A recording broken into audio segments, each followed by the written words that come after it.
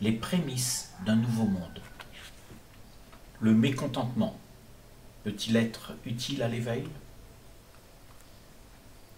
Alors que tout est fait pour attiser le feu, la puissance réside dans le cœur de ceux qui sont sans haine envers leurs bourreaux. Ceux qui écoutent la voix de leur cœur sauront être en sécurité, loin de la dépendance de ceux qui détiennent la manne. Le monde se réveillera-t-il pour dire non aux règles qui oppriment? Pour dire non à la sécurité qu'offre la réussite qui nous divise les uns des autres? L'éclosion d'un élan de solidarité entre les Gilets jaunes laisse entendre une volonté de s'unifier. S'entraider implique l'abandon de son centre d'intérêt afin de donner son attention à l'autre. C'est tous ensemble que nous serons forts et unis, et non les uns contre les autres, à être enfermés chacun dans sa zone de confort, à cultiver sa sécurité. Le système que nous avons installé, basé sur la peur de manquer, se retourne contre nous et nous divise par le fait que chacun s'isole pour se mettre à l'abri. Il est donc nécessaire de débusquer la source de nos angoisses afin d'éradiquer les actions qui font exister l'ambition, la convoitise, la critique, la haine et la comparaison. Car s'identifier à travers ces attributs par lesquels on se donne de l'importance va de toute évidence créer la division et ainsi le chaos dans nos sociétés. C'est plutôt d'une révolution intérieure qu'il s'agit, car la capacité d'agir sans l'influence de la demande d'être bien loti est la prévision d'un futur décent. Un changement radical est nécessaire pour que les uns et les autres soient acceptés tels qu'ils sont. Toute critique, tout jugement, toute comparaison feront de la sincérité une hypocrisie. Les relations auront l'apparence d'une société unie où on se fait passer pour quelqu'un d'irréprochable, mais qui pourtant se ment à lui-même. Quelqu'un qui agit selon l'image qu'il se donne n'est pas présent là où demeure l'authentique. Tout ce qui pourrait se passer si nous faisions affaire avec des promesses qui rassurent et qui sont véhiculées comme étant profitables pour notre bien-être serait la cause de nos déceptions. Continuer à profiter des miettes que l'on distribue ne peut plus être la solution acceptable à convoiter, car elle va toujours finir par créer la désillusion des peuples assoiffés de liberté. Il y a une volonté pour beaucoup de s'émanciper, car l'esprit gilet jaune dit d'une seule voix ne plus vouloir être contraint à des règles qui dictent comment se comporter et comment se conformer au mode de vie instauré. Les vieilles manières de penser sont aujourd'hui obsolètes. Nous voulons ensemble décider de la vie que nous souhaitons vivre et non de la vie idéalisée à atteindre qui nous est imposée. Les promesses de bonheur, qui n'en sont pas, ont pour but de nous pacifier à la dépendance de jours meilleurs et de contenir le mécontentement. Si nous pouvions comprendre que l'argent, ce bout de papier à qui on a donné de la valeur mais qui n'en a aucune dans les faits réels, notre relation avec lui serait différente. Nous serions à même de voir que la richesse commune vient de ce que la terre pourvoit. Elle n'appartient à personne, mais chacun d'entre nous y avons droit sans discrimination. Et la richesse que chacun peut s'octroyer pour lui-même ne vient pas de ce que l'on a pu amasser toute une vie, mais du vide que l'on a pu faire en soi pour ne pas s'encombrer l'esprit.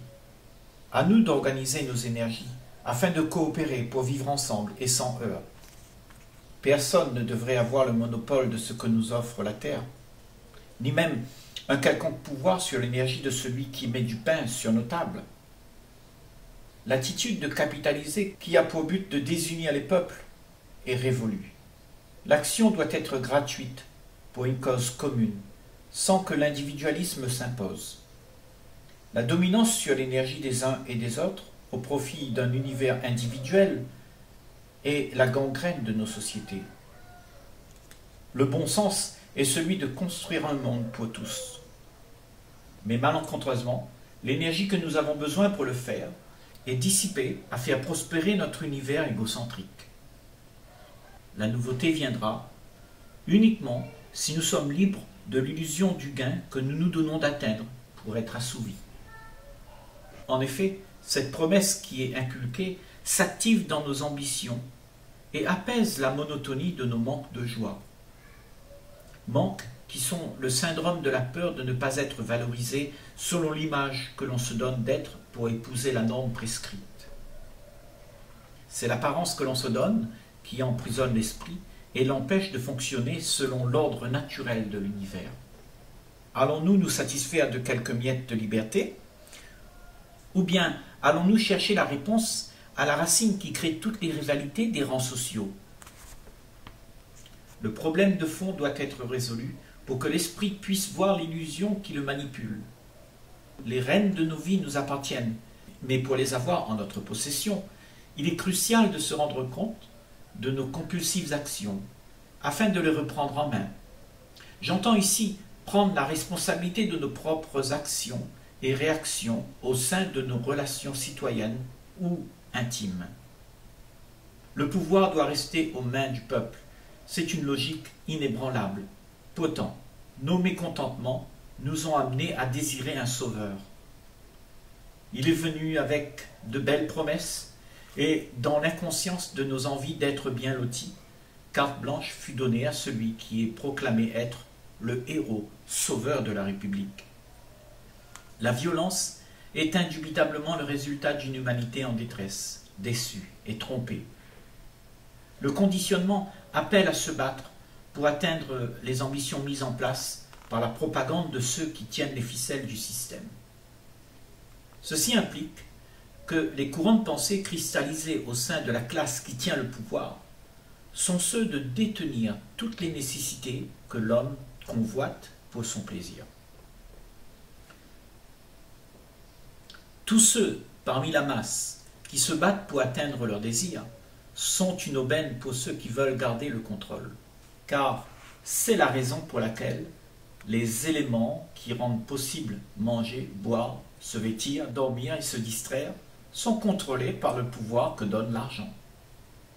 Le sommet de la pyramide garde sous son contrôle l'activité du système en récompensant ceux qui se moulent à la norme et en punissant ceux qui n'y adhèrent pas. C'est de cette manière qu'est cultivée l'hérédité animale dont nous avons tous hérité, sans jamais connaître nos capacités réelles qui se jouent au-delà de nos instincts primaires. La réaction reste bestiale et le champ de perception ne va pas plus loin que le besoin de survivre. Il est facile de s'apercevoir que l'animal de la forêt, après avoir été assouvi de son manque, n'a plus besoin de chercher une autre proie. Il est satisfait et paisible. Nous devrions pouvoir, nous aussi, une fois tous nos besoins essentiels remplis, bénéficier d'une tranquillité d'esprit afin d'explorer la dimension qu'il y a au-delà de la compulsion égocentrique en demande d'être assouvi. Le centre d'intérêt en demande soutient le sentiment d'insatisfaction tenu en haleine. La propagande des schémas de pensée installés dans les esprits maintient l'homme dans un état de soumission et, malencontreusement, celui-ci ne s'aperçoit plus qu'il a la capacité d'agir autrement. En effet, quand l'esprit est en sécurité, il transcende l'angoisse de la peur des lendemains incertains. C'est alors qu'émerge sa capacité créative. Un tel esprit permet l'ouverture à une autre dimension où il pourra fonctionner au-delà de la demande égocentrique que l'instinct suscite. Ce que nous subissons aujourd'hui est la traditionnelle manière de vivre qui se traduit par la poursuite du désir convoité. Et c'est cet état de manque qui persiste à être assouvi qui intéresse nos dirigeants.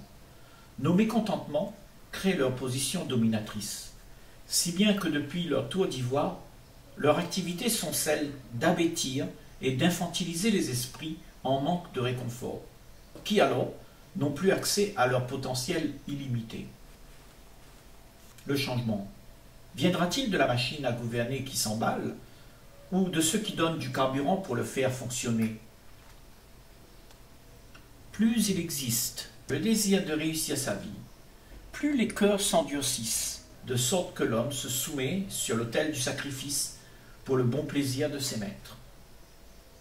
Nous sommes donc scandaleusement prisonniers dans une roue qui ne fait que tourner et pour finalement réaliser qu'il n'y a rien de plus. Le but n'est pas d'atteindre la sécurité matérielle comme le prétend la majorité qui se barricade derrière sa zone de confort, mais plutôt de vivre dans l'égalité, la fraternité et la liberté pour tous.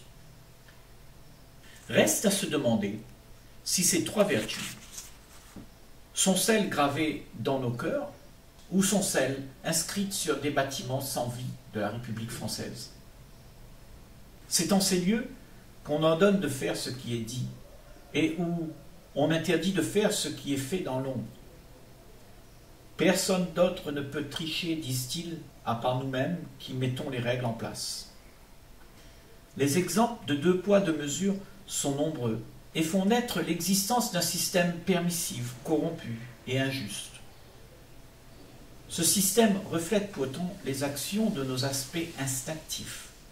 Pour la grande majorité, ce qui nous intéresse, c'est le plaisir que nous avons à jubiler de contentement face aux rêves que l'on nous a vendus comme étant l'apothéose d'une vie réussie. C'est l'arnaque d'une propagande mise en place afin d'assujettir l'esprit à la distraction d'une course sans fin. L'esprit est donc abêti par toutes sortes d'appâts, placés là pour être convoité, si bien que la perception de la réalité est occultée au profit d'un leurre qui est proposé.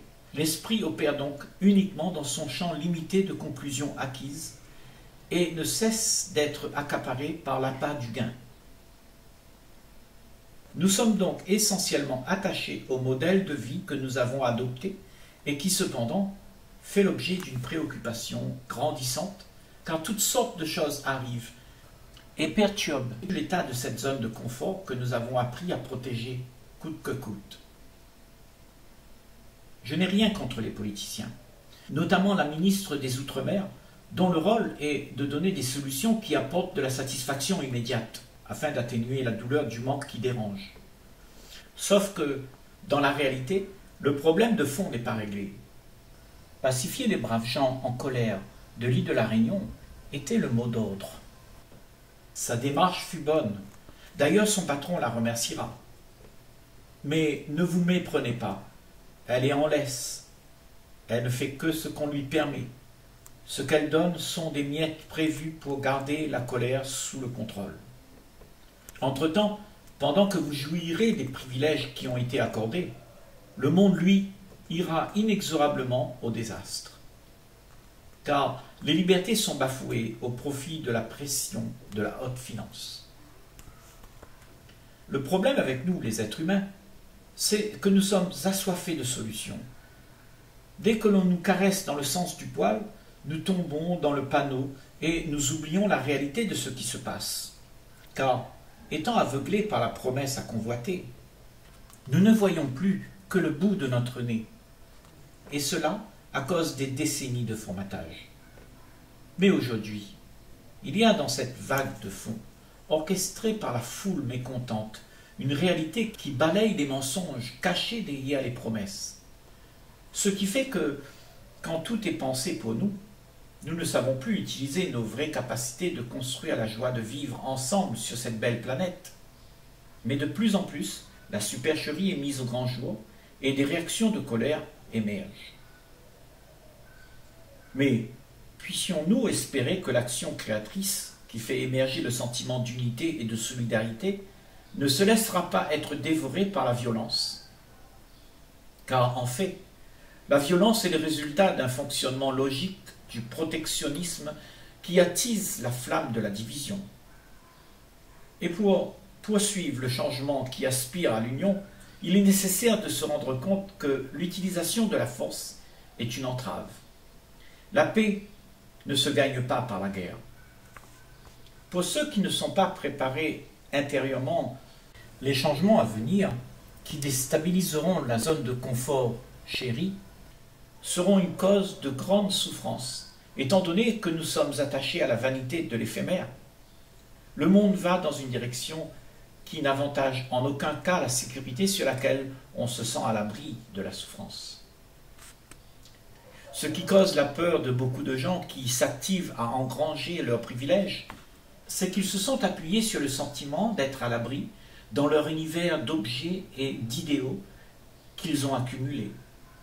Mais il est nécessaire de comprendre que la paix en soi ne peut provenir de l'attente de ce que le système propose.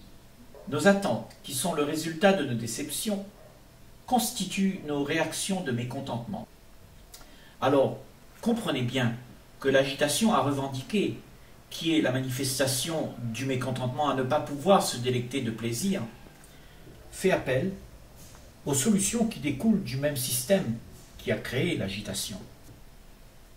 On tente de trouver une solution à notre misérable condition avec la chose qui nous a rendus misérables. Ne serait-il pas plus raisonnable de reprendre nos vies en main? Et évidemment, il est nécessaire pour cela d'être solidaires afin de bâtir ensemble le monde que nous voulons faire émerger. Cela sans tenir compte des vieilleries du passé qui nous ont emmenés là où nous sommes.